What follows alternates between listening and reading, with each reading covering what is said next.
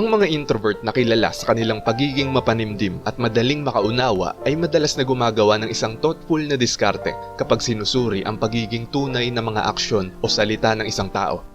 Madalas silang umaasa sa mga banayad na pahiwatig at malalim na pagsisiyasat sa sarili upang matukoy kung ang mga intensyon ng isang tao ay tunay o isang pagpapanggap lamang na naglalayong manipulahin ang mga ito. Upang protektahan ang kanilang emotional boundary at pagyamanin ang makabuluhang mga koneksyon, ang mga introvert ay tinatanong ang kanilang sarili ng mga key questions na makakatulong sa kanila na malaman kung ang isang tao ba ay tunay o sinusubukan lamang silang gamitin.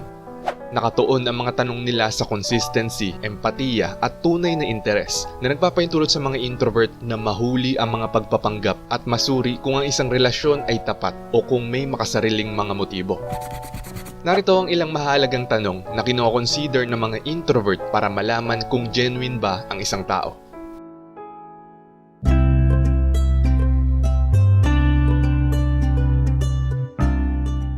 Number 1. Sinusunod ba nila ang kanilang mga pangako? Ang mga introvert ay madalas na tinitignan ang consistency bilang isang pangunahing sukatan ng pagiging tunay ng isang tao. Nagiging mahalaga para sa kanila na suriin kung ang mga aksyon ng isang tao ay umaayon sa kanilang mga salita. Kapag ang isang tao ay nangangako, ang mga introvert ay binibigyang pansin kung ang mga pangako ba na yon ay natutupad o kung sila ay nananatiling walang laman na mga salita. Ang isang pattern ng pagsasabi ng isang bagay at paggawa ng iba ay maaaring magtaas ng red flag para sa mga introvert. Nagpapahiwatig ito ng kawalan ng katapatan o pagiging maaasahan. Ang inconsistency na ito ay maaaring magpahiwatig na ang individual ay mas interesado na makakuha ng pabor o manipulahin ang sitwasyon sa halip na magkaroon ng isang tunay at makabuluhang koneksyon. Ang mga introvert na may posibilidad na pahalagahan ang tiwala at lalim sa mga relasyon ay maaaring mag-alinlangan na mamuhunan sa isang taong hindi sumusunod sa kanilang mga pangako. Dahil ang pag-uugaling ito ay nagmumungkahi ng isang mababaw o makasariling agenda sa halip na isang tunay na pagnanais na bumuo ng isang pangmatagalang relasyon. Number 2, paano sila tumutugon kapag hindi nila nakukuha ang gusto nila?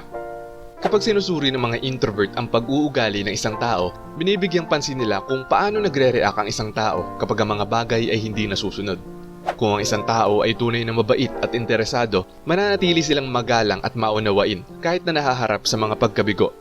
Gayunpaman kung magbabago ang kanilang kilos tulad ng pagiging malayo, frustrated o cold sa mga introvert, maaaring ihayag nito na ang kanilang kabutihan ay isang pasad lamang. Ang ganitong mga kapansin-pansing pagbabago sa pag-uugali ay nagpapahiwatig na ang kanilang interes ay may kondisyon na hinihimok ng isang pagnanais na makamit ang isang tiyak na layunin sa halip na isang taus-pusong koneksyon. Para sa mga introvert, ito ay isang malinaw na senyales na ang taong yon ay maaaring nagpapanggap lamang. Number 3, interesado ba sila sa akin sa mas malalim na antas? Ang direktang pagtatanong kung ano mga gusto nitong malaman tungkol sa kanila ang nagbibigay daan sa mga introvert na sukatin ang lalim ng interes ng ibang tao. Ang mga tunay na koneksyon ay binuo mula sa mga malalim na pakikipag-ugnayan at ang isang taong tunay na invested ay gustong malaman ang tungkol sa mga iniisip, halaga at mga karanasan ng isang introvert. Kung ang isang tao ay nakikipag-ugnayan lamang gamit ang mga mababaw na tanong o iniiwasang sumabak sa mas makabuluhang pag-uusap, maaaring ipahiwatig dito na hindi siya tunay na interesado sa kanila bilang isang individual. Sa halip, ang kanilang kawalan ng kuryosidad ay maaaring magpahiwatig na sila ay alinman sa hindi interesado sa pagbuo ng isang mas malalim na bond o potensyal na gamitin ng relasyon para sa kanilang sariling pakinabang. Para sa mga introvert, ang direktang pagtatanong nito ay nakakatulong na i-filter ang mga naglalagay lamang ng mga maskara at sa mga tunay na nagmamalasakit. Number 4, sinasalamin lang ba nila ang aking mga interes kapag maginhawa ito para sa kanila? Kapag napansin ng mga introvert na ang isang tao ay biglang ina-adapt ang kanilang mga interes o kagustuhan sa labis na paraan, lalo na kapag mukhang kapaki-pakinabang ito sa kanila, madalas silang humihinto upang pagnilayan ang pagiging tunay ng pag-uugaling yon. Tinatanong nila ang kanilang sarili kung ang taong ito ba ay tunay na gusto ang mga interes na ito sa paglipas ng panahon o kung ang kanilang bagong natuklasang kasiyahan ay isang madiskarteng hakbang lamang upang makuha ang kanilang pabor. Ang consistency sa mga taste at opinion ay mahalaga para sa mga introvert na pinahahalagahan ang mga tunay na koneksyon batay sa mga nakabahaging karanasan. Kung ang isang tao ay tila sumasalamin lamang sa kanilang mga hilig kapag ito ay nagsisilbi ng isang personal na agenda, ito ay red flag para sa mga introvert. Ang ganitong uri ng pag-uugali ay nagbumungkahi ng kakulangan ng pagiging tunay na humahantong sa kanila na questionin kung ang relasyon ba ay batay sa respeto at pag-unawa sa isa't isa o isang kalkuladong pagsisikap na manipulahin ang kanilang mga damdamin at makakuha ng isang kalamangan. Sa huli, ang pagkilala sa pattern na ito ang nakakatulong sa mga introvert na pangalagaan ang kanilang emosyonal na kagalingan at mamuhunan sa mga relasyon na tunay. Number 5, ano ang behavior nila sa ibang mga tao?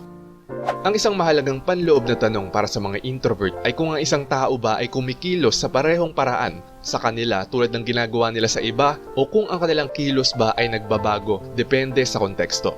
Kung patuloy na binabago ng isang tao ang kanyang pag-uugali upang umangkop sa iba't ibang grupo o individual, maaari itong magpahiwatig ng kakulangan ng pagiging tunay. Ang kakayahang umangkop na ito ay maaaring magmungkahi na ang taong ito ay hindi komportable sa kanilang tunay na sarili at sa halip ay naglalagay ng isang fasad upang makakuha ng pagtanggap o manipulahin ang mga perception. Para sa mga introvert, mahalaga ang pagkilala sa mga inconsistency na to dahil nakakatulong ito sa kanila na matukoy kung nakikipag-ugnayan ba sila sa isang tunay na individual o isang taong nagpapanggap lamang na hindi sila. Number 6, tunay ba ang kanilang mga papuri? Ang mga introvert ay madalas na kine-question ang pagiging tunay ng mga papuri na kanilang natatanggap. Tinatanong ang kanilang sarili kung ang papuri ba na yun ay genuine o isang excessive na papuri na walang kahulugan. Ang kanilang matalas sa sensitivity sa banayad ng mga emosyon ang nagbibigay daan sa kanila upang matukoy kapag ang isang tao ay nagbibigay ng mga papuri hindi dahil sa tunay na pagpapahalaga kundi bilang isang paraan upang makakuha ng pabor o manipulahin ang isang sitwasyon. Ang kakayahang magbasa sa pagitan ng mga linya ang nagbibigay daan sa mga introvert na mag-navigate sa mga pakikipag-ugnayan sa lipunan ng mas maingat. Tinutulungan silang maunawaan ng mga intensyon sa likod ng mga salita at pagyamanin ng isang mas malalim na pag-unawa sa mga dinamikong nangyayari sa kanilang mga relasyon. Number 7, pinaparamdam ba nila sa akin ang pressure o pagka-guilty? Kapag ang mga introvert ay nakatanggap ng mga kahilingan mula sa iba, madalas nilang iniisip kung napipilitan lang ba silang sumunod o nagigilty kung tatanggi sila. Ang panloob na pagtatanong na ito ay nagsisilbing isang mahalagang warning. Kung ang isang tao ay patuloy na nanggigilty o emosyonal na nanggigipit upang maimpluwensyahan ang mga desisyon ng introvert, nagbumungkahi ito ng isang manipulative na agenda sa halip na isang tunay na pagnanais para sa pakikipagtulungan o koneksyon. Pinahalaga ng mga introvert ang tunay na pakikipag-ugnayan at ang pagkilala sa pattern na ito ang nagpapahintulot sa kanila na malaman kung ang relasyon ay nag-ugat sa katapatan o manipulasyon.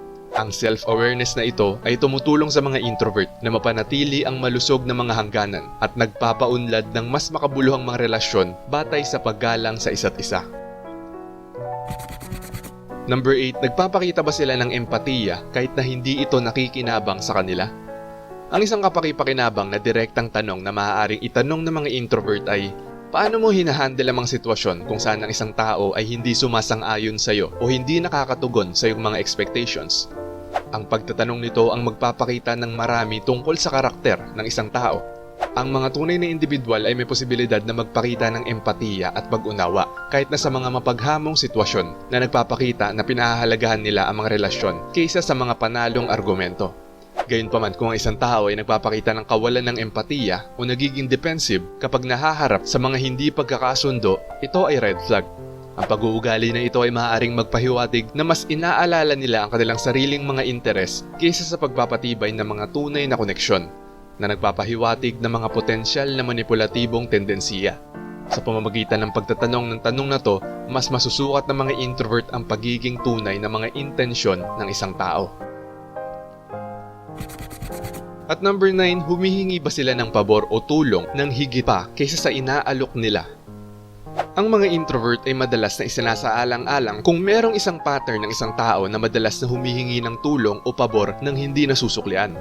Ang pagbumuni-muni na ito sa balanse ng give and take sa relasyon ay mahalaga para sa pagkilala sa pagiging tunay. Kung ang individual ay patuloy na naghahanap ng suporta pero nag-aalok naman ng kaunti o walang kapalit, maaari itong magpahiwatig na sila ay mas interesado sa personal na pakinabang. Ang one-sided na dynamic na ito ay maaaring magpahiwatig na ang kanilang mga motibo ay makasarili. na humahantong sa mga introvert na questionin ang katapatan ng relasyon at kung ang tao ba na ito ay tunay na invested sa kanilang kapakanan.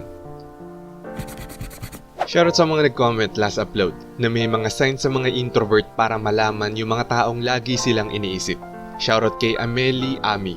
Sabi niya, sobra kong nagustuhan ng topic. Dahil totoo po na nararamdaman ko po ang presensya ng taong iniisip ako. Dahil ayoko po siya kausapin at panay ang chat niya sa akin. Malakas ang pakiramdam ko kahit yung mga dati ko pang mga friends na hindi ko na nakikita ay parehas namin naiisip ang isa't isa. Thank you for this video, sir. At shoutout din kay Marie Delight Worker, Raylan Landasan, Nerissa Malapit, Iragyob Otibrek at kay Malia Mumena Bantas.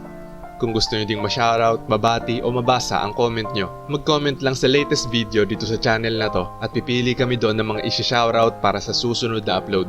Salamat! Sa pamamagitan ng pagtatanong ng mga insightful na tanong na ito, ang mga introvert ay nagbibigay sa kanilang sarili ng mga tool na kinakailangan upang makilala ang pagkakaiba sa pagitan ng tunay na interes at mababaw na pag-uugali na maaaring maghangad na manipulahin ang relasyon para sa pansariling pakinabang. Ang maalalahanin at mapanimdim na diskarte din na ito ang nagpapahintulot sa kanila na pag-aralan ang mga pakikipag-ugnayan ng mas malalim. Isinasaalang-alang ang consistency ng mga salita at kilos ng isang tao, ang kanilang antas ng empatiya at ang kanilang tunay na pakikipag-ugnayan sa mga pag-uusap. Sa pamamagitan ng pag-a-assess sa mga aspetong ito, ang mga introvert ay maaaring matukoy ang mga potensyal na red flag na nagpapahiwatig ng kawalan ng katapatan. Sa gayon ay pinangangalagaan ang kanilang emosyonal na mga hangganan. Ang mapagbantay na kamalayan na ito ang nagpapabuti ng isang mas malakas na pakiramdam ng sarili at nagbibigay daan sa kanila na mamuhunan ng kanilang lakas sa mga relasyon na binuo sa paggalang sa isa't isa, pagtitiwala at pagiging tunay. Sa huli, ang pag-unawa na ito ay hindi lamang nagpoprotekta sa kanila mula sa potensyal na pinsala, ngunit nagbibigay din ng daan para sa makabuluhang mga koneksyon na sumasalamin sa kanilang mga halaga at emosyonal na pangangailangan, pagpapayaman ng kanilang mga karanasan sa lipunan at pagpapahusay ng kanilang pangkalahatang kagalingan. Alam mo ba na nalalaman agad ng mga introvert yung mga taong lagi silang iniisip? Panoorin mo sa video na to.